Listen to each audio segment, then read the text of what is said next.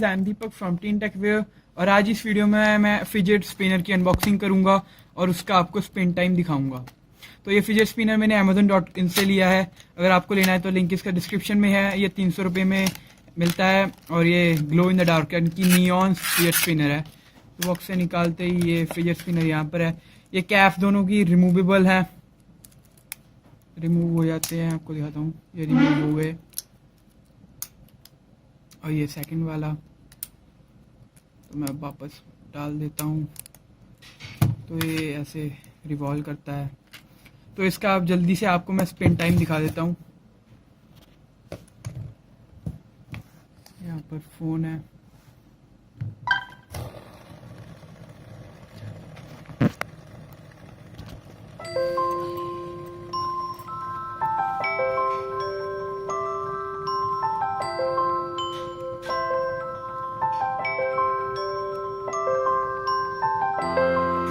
ये fidget spinner glow in the dark है।